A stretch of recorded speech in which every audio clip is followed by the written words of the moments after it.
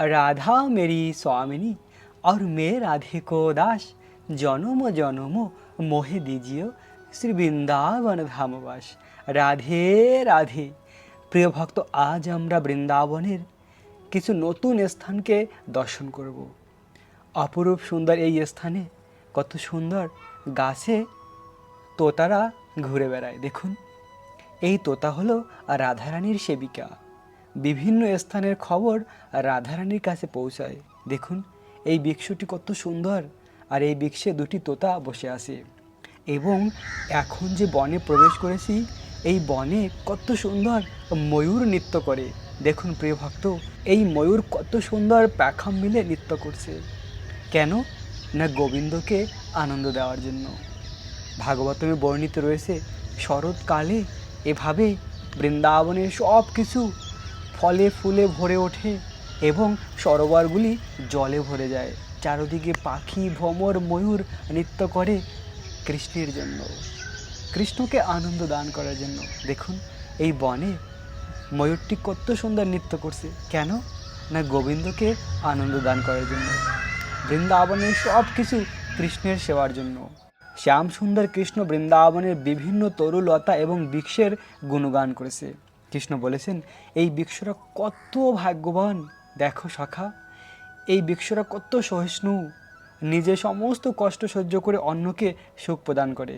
তাই আমরা দেখতে পাই বৃন্দাবন ধাম কতটা মহিমান্বিত, সব কিছু চিন্ময়। ভগবান শ্রীকৃষ্ণ নিজেও প্রশংসা করেছে, কেননা এই জগৎ সেই চিৎ জগৎ থেকে ভগবান নিয়ে আসছে। অতি পবিত্র। প্রিয় ভক্ত, আজ যে স্থানে আমি রয়েছি, বার্সনা আর নন্দগ্রামের মাঝে। ওই দিকটায় রয়েছে নন্দগ্রাম, শ্রীকৃষ্ণের বাড়ি, আর এই দিকটায় রয়েছে বার্সনা, রাধারানীর বাড়ি, আর আমি ঠিক মাঝে রয়েছি।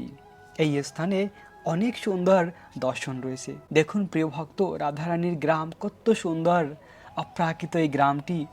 আসলে এর আগে এই স্থানের কেউ ভিডিও বানায়নি, তাই এরকম নতুন নতুন স্থানকে আপনাদের সকলকে দর্শন করাবো।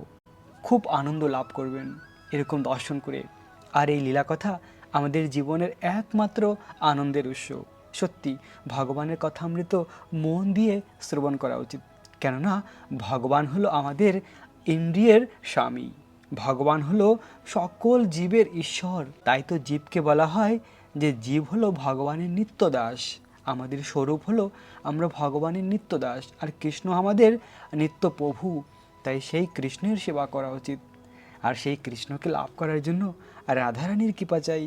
তাই তো রাধারানী আর শ্রীকৃষ্ণের গ্রামে এখন আমরা রয়েছি। এই গ্রামের সৌন্দর্য আমরা দর্শন করব এবং এখান থেকে দর্শন করতে করতে একদম রাধারানীর শ্রীমহলের সামনে যাব, বিলাসগড় পাহাড়ে। প্রিয় ভক্ত, এই একটি ভিডিওর মাধ্যমে অনেকগুলি লীলাস্থলকে দর্শন করব। তাই ভিডিওর শেষ পর্যন্ত জুড়ে থাকুন, অনেক দুর্লভ দর্শন রয়েছে, লীলাকথা রয়েছে। দেখুন, এখান থেকে ওই দূরে রাধারানীর শ্রীমহল দেখা যায়। ও হলো বিশ্বভানু নন্দিনী রাধারানীর শ্রীমহল। এখন আমরা জুমের মাধ্যমে দেখতে পাচ্ছি শ্রীমতী রাধারানীর বাড়ি। দেখুন, রাধারানীর বাড়ি ওই রয়েছে, আর আমি এখন রয়েছি এই রাস্তায়। কত সুন্দর বৃন্দাবনের রাস্তা। সত্যি এই জায়গাটিকে দেখে মন আনন্দে ভরে যায়। অপ্রাকৃত এই স্থানটি। তো একবার শ্যাম সুন্দর কৃষ্ণ তার প্রিয় সখাদের নিয়ে বৃন্দাবনের বনে গিয়েছিলেন লীলা করার জন্য।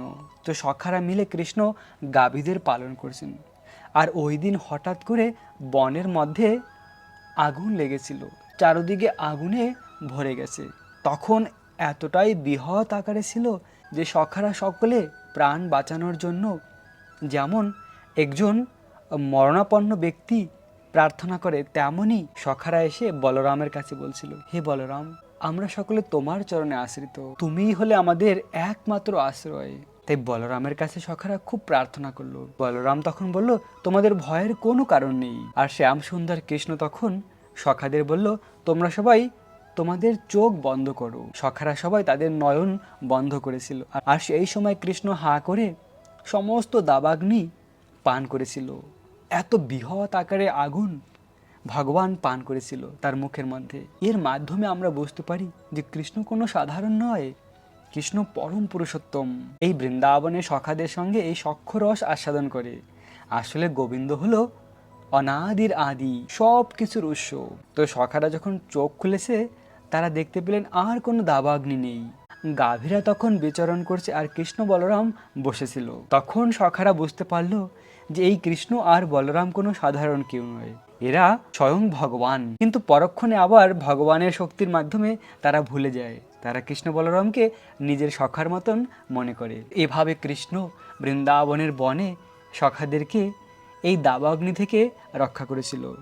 শুধু দাবাগ্নি নয়, বিভিন্ন বৃন্দাবনের লীলা রয়েছে, অনেক মধুর মধুর। তো সেই একটি লীলা কথা আমরা ভিন্ন ভিন্ন ভিডিওর মাধ্যমে শ্রবণ করব। প্রিয় ভক্ত, এর পরে আমরা চেষ্টা করব যে অগাসুরকে ভগবান বধ করেছিল সেই স্থানকে দর্শন করার জন্য। এর পরবর্তী ভিডিও আসবে যে বনে কৃষ্ণ অগাসুরকে বধ করেছিল। ভাগবতম থেকে সেই লীলা কথা আমরা শ্রবণ করব।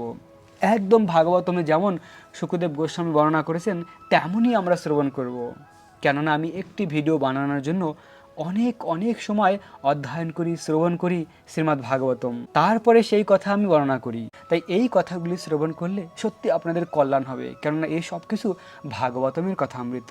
তো গোবিন্দ কৃষ্ণ তার সখাদের এভাবে দাবাগ্নির হাত থেকে রক্ষা করেছিল। আর যখন বিকেলবেলা ফিরে আসছিল তখন গোপিকারা এভাবে কৃষ্ণের অপেক্ষায় থাকতো, কৃষ্ণ কখন ফিরে আসবে। সকালে কৃষ্ণ সখাদের নিয়ে চলে যেত বৃন্দাবনের বনে, আর বিকেলবেলা গোধূলির সময় ফিরে আসতো। আর পুরো দিন গোপিকারা অপেক্ষা করত কৃষ্ণ কখন ফিরে আসবে। আর গোপিকাদের কাছে একটি পলক এক যুগ বলে মনে হতো। কৃষ্ণ যখন ফিরে আসতো কৃষ্ণকে দর্শন করত, গাছের আড়ালে গোপিকারা দাঁড়িয়ে থেকে গোবিন্দকে দর্শন করত, অপরূপ সুন্দর মুখমণ্ডল। আর কৃষ্ণকে দর্শন করার সময় গোপিকাদের চোখের পলক পড়তো, আর সেই একটি চোখের পলক গোপিকাদের কাছে এক যুগ বলে মনে হতো। এত তারা কৃষ্ণকে ভালোবাসতো। তাই তো বলা হয় গোপিকাদের প্রেম হলো সর্বশ্রেষ্ঠ।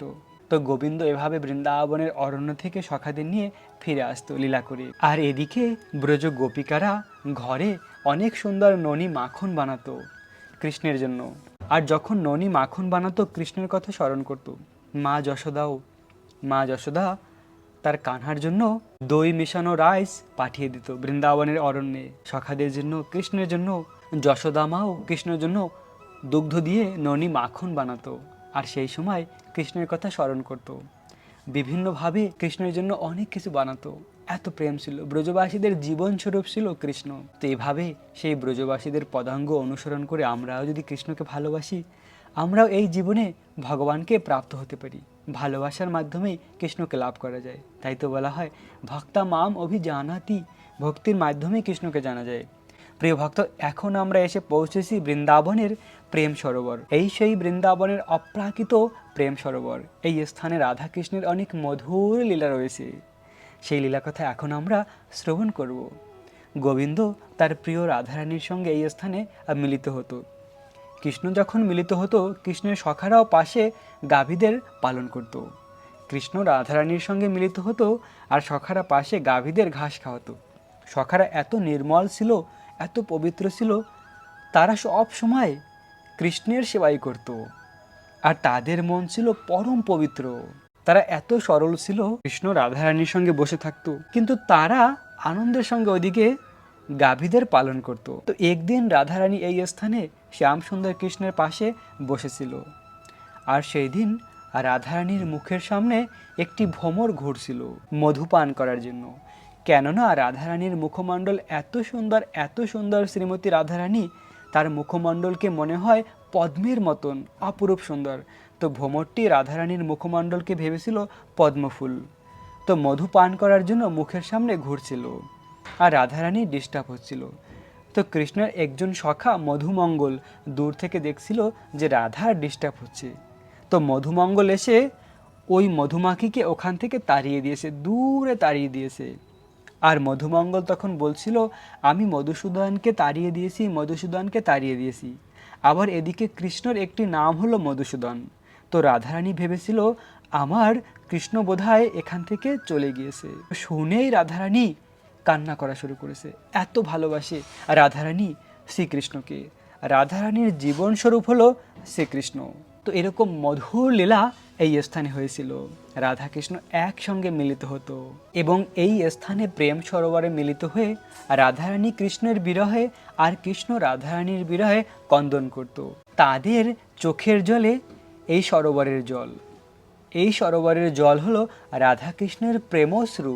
তাই এই সরোবরের নাম হয়েছে প্রেম সরোবর। অপ্রাকৃত বৃন্দাবনের এই প্রেম সরোবর, এই প্রেম সরোবরে এখনও রাধাকৃষ্ণের লীলা হয় না। ভগবান শ্রীকৃষ্ণের লীলা হলো নিত্য লীলা, সেই লীলা কখনো সমাপ্ত হয় না।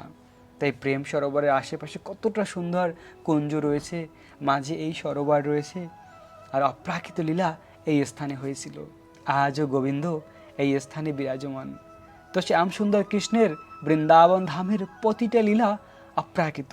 আর প্রতি 3 মাসের মধ্যে বৃন্দাবন ধাম অন্যরকম পরিবর্তন হয়। তাই তো প্রিয় ভক্ত, একটি লীলাভূমিকে আমাদের 3 মাস পরে পরে দর্শন করা উচিত। যদিও কোনো ভক্ত এই লীলাভূমিকে দর্শন করে থাকে, তাকে আবার দর্শন করা উচিত, আবার সেই লীলাকথা শ্রবণ করা উচিত। কেন না, ভগবানের লীলাকথা আর ভগবানের ধাম কখনো পুরানো হয় না। আর নবনিত্য ভগবানের ধাম, ভগবানের লীলা। কেননা আমাদের জীবনের একমাত্র আনন্দের উৎস হলো ভগবানের এই লীলাকথা শ্রবণ করা আর এই লীলাভূমিকে দর্শন করা। এছাড়া বাকি সব কিছু অনিত্য। একমাত্র নিত্য বস্তু হলো ভগবান, ভগবানের লীলা, ভগবানের নাম। এটাই হলো আমাদের জীবনের আনন্দের উৎস। তাই তো এভাবে আমরা বৃন্দাবন ধামকে দর্শন করে চলছি আর এই লীলাকথা শ্রবণ করছি। এটাই আমাদের পরম কল্যাণ। এভাবে এই প্রেম সরোবরকে দর্শন করে, এখানকার লীলাকথা শ্রবণ করে এখন আমরা যাব বৃন্দাবনের অন্য একটি স্থানে। প্রিয় ভক্ত, এখন আমরা বৃন্দাবনের সেই একটি পাহাড়ের উপরে যাব, যে পাহাড়ে শ্যামসুন্দর কৃষ্ণ সখাদের নিয়ে গাভীদের পালন করেছে। এখনও কৃষ্ণ এবং কৃষ্ণের গাভীদের চিহ্ন রয়েছে। এখন আমরা সেই পাহাড়ে যাব। এখন এসে পৌঁছেছি বৃন্দাবনের অপরূপ সুন্দর একটি লীলাস্থলে। এই স্থানে অনেক লীলা রয়েছে। একটি লীলাকে আমরা দর্শন করব, সেই লীলাকথা শ্রবণ করব। এই পাহাড়ের এই স্থানে একটি বরদান ছিল, যদি কোনো অসুর আসে এই স্থানে তাহলে সে পাথর হয়ে যায়। তাই কোনো অসুর এই স্থানে প্রবেশ করতে পারতো না। গোবিন্দ এই স্থানে গাভীদেরও পালন করেছে এবং রাধারানী শ্রীকৃষ্ণের সঙ্গে মিলিত হতো। একবার রাধারানী এই স্থানে বসেছিল এবং রাধারানীর ওড়নার চিহ্ন আজও রয়েছে। এ হলো বিশ্বভানু নন্দিনী শ্রীমতী রাধারানীর শ্রী ওড়নার চিহ্ন। রাধারানী যে ওড়না পরে তার চিহ্ন এখনও এই পাথরে লেগে আছে। সেই 5000 বছর পুরানো অতি সুন্দর লীলাভূমি আজ রয়েছে। দেখুন প্রিয় ভক্ত, এই গ্রামটি কত সুন্দর। চারদিকে গ্রামের মাঝে রয়েছে এই পাহাড়টি, আর এই পাহাড়েই সেই মধুর লীলা রয়েছে, যা এখন আমরা দর্শন করব। সত্যি বৃন্দাবন ধাম অতি সুন্দর। একটি লীলাভূমি দেখলে পরে হৃদয় আনন্দে ভরে যায়।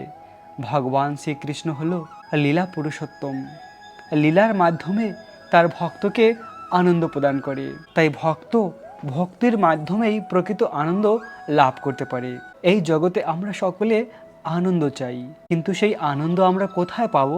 গোবিন্দের চরণে। গোবিন্দের এই লীলাভূমি দর্শন করার মাধ্যমে সেই আনন্দ আমরা লাভ করতে পারি। এই জগৎ হলো দুঃখময়, কিন্তু এই দুঃখের সংসারেও আনন্দ লাভ করা যায় কৃষ্ণকে ভালোবাসার মাধ্যমে। আমরা যা কিছু করব যদি কৃষ্ণের জন্য করি তাহলে আনন্দ পাবো।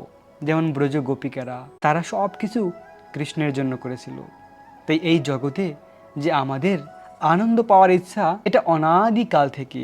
কিন্তু আমরা আনন্দ পেতে পারি যদি কৃষ্ণের সেবা করি। যদি রাধা কৃষ্ণের আমরা সেবা করি তাহলে আমাদের অপ্রাকৃত আনন্দের অনুভব হবে। কেননা কৃষ্ণ সেবার মাধ্যমে আমাদের ইন্দ্রিয়গুলি আনন্দিত হয়ে যায়। কারণ জীবের স্বরূপ হয় কৃষ্ণের নিত্যদাস। প্রিয় ভক্ত, ওই দূরে রয়েছে শ্যামসুন্দর কৃষ্ণের লীলার চিহ্ন। গোবিন্দ যেরকম রাধারানীর সঙ্গে মিলিত হতো, তেমনই গোবিন্দ এই স্থানে গাভীদেরও পালন করেছে। গাভীদের নিয়ে গোচরণ লীলা করেছে। এখানে কিছু ভক্তরা বসে আছে, কেননা এই সকল ভক্ত এই স্থানে এসেছে এই লীলাভূমিকে দর্শন করার জন্য। বৃন্দাবন ধামকে দর্শন করলেই মন আনন্দে ভরে যায়। মনে হয় আর কিছু চাই না, শুধু বৃন্দাবন ধামেই সারা জীবন দর্শন করব। প্রিয় ভক্ত, এখন এসে পৌঁছেছি সেই দুর্লভ স্থানে। গোবিন্দ সখাদের নিয়ে এই স্থানে বসে প্রসাদ আস্বাদন করেছিল। সেই ঘর থেকে ননি মাখন নিয়ে আসতো, আর এই স্থানে এখনও রয়েছে 56টি চিহ্ন পাথরের উপরে, যে 56 কটরি রেখেছিল ভগবানের যে পাত্রগুলি ননি মাখনের, এখনও এই পাথরে রয়েছে। এবং ওই দূরে রয়েছে রাধারানীর বাড়ি। প্রিয় ভক্ত, ওই দূরে শ্রীমতী রাধারানীর বাড়ি রয়েছে, এখান থেকে দেখা যায়। আমরা একটু পাহাড়ের ওই দিকটায় গিয়ে দেখব রাধারানীর বাড়ি। রাধারানীর বাড়ি আর শ্রীকৃষ্ণের বাড়ি নন্দগ্রাম আর বার্সনার মাঝে রয়েছে এই পাহাড়টি, অপরূপ সুন্দর এই পাহাড়টি। এবং সে আমসুন্দর কৃষ্ণ সখাদের নিয়ে বসে প্রসাদম আস্বাদন করেছিল। প্রিয় ভক্ত দেখুন, ওই দূরে রয়েছে বিশ্বভানু নন্দিনী আর রাধারানীর বাড়ি, বার্সনার বাড়ি, যে ব্রহ্ম পাহাড়ের উপরে রয়েছে বাড়িটি আজও রয়েছে। দেখুন, ওই স্থান থেকে রাধারানী এই স্থানে আসতো গোবিন্দের সঙ্গে মিলিত হওয়ার জন্য।